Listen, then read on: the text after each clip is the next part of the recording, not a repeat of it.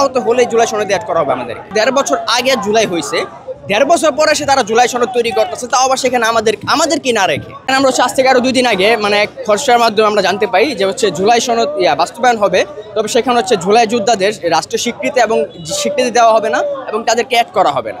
তো আমরা যদি দেখি যে জুলাই সনদটা কাদের মাধ্যমে হয়ে আসছে, এই জুলাই আহতদের জন্য, জুলাই শহীদ পরিবারদের জন্যই তো, বা তাই না? তো এই জুলাই সনদে যদি আমাদেরকে স্বীকৃতি না দেওয়া হয়, আমাদেরকে যদি অ্যাড করা না হয়, তাহলে আমি মনে করি জুলাই সনদ হচ্ছে বর্তমানে সরকারের মতোই ব্যর্থ। কেন বলবে সরকারের মতো ব্যর্থ? দেখেন, সরকার যদি আমরা বলি তাহলে ব্যক্তিগতভাবে কিন্তু অনেক ভালো মানুষ, যত ওনাদের সাথে আমাদের সামনাসামনি দেখা হয়েছে, কথা হয়েছে, উনি আমাদের মাথায় হাত বুলিয়ে দিছে, প্লাস আমরা একসাথে চাও খাইছি। ব্যক্তিগতভাবে যত ওনার আমরা যে ব্যাপারটা দেখছি, উনি খুবই ভালো মানুষ। কিন্তু যদি আমরা রাজনৈতিক বা হচ্ছে সরকার প্রধান হিসাবে দেখি, তাহলে উনি ব্যর্থ। দেখেন, আজ থেকে আরো ১.৫ বছর আগে জুলাই হয়েছে, ১.৫ বছর পরে এসে তারা জুলাই সনদ তৈরি করতেছে, তাও আবার সেখানে আমাদের কি না রেখে। তাহলে এই জুলাই সনদের কোনো মূল্য রইলো? আমার জানাও তো এখানে কোনো মূল্য আমি দেখতেছি। আমরা চাচ্ছি যে হচ্ছে এই জুলাই সনদে আমাদেরকে জুলাই আহত যারা আছি, দেখেন আমরা যদি দেখি তাহলে হচ্ছে আমার কিন্তু একটা রাইট হ্যান্ড কোনির উপর থেকেই নাই। তো সেই ক্ষেত্রে হচ্ছে এই পঙ্গুত্ব পর্যন্ত আমার সারা জীবন বয়ে যেতে হবে। তাহলে এর থেকে বেশি গুরুতর আহত কি আহত হলে জুলাই সনদে অ্যাড করা হবে আমাদেরকে?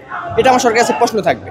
কারণ আমরা চাচ্ছি হচ্ছে এটাই যে জুলাই সনদ হচ্ছে আমাদের আহতদেরকে রাষ্ট্রীয় স্বীকৃতি দেওয়া হবে, প্লাস হচ্ছে তাদেরকে যোগ করা হবে এবং কি রাষ্ট্রীয়ভাবে আমাদেরকে হচ্ছে আপনার সেফ এক্সিট দিতে হবে সরকার।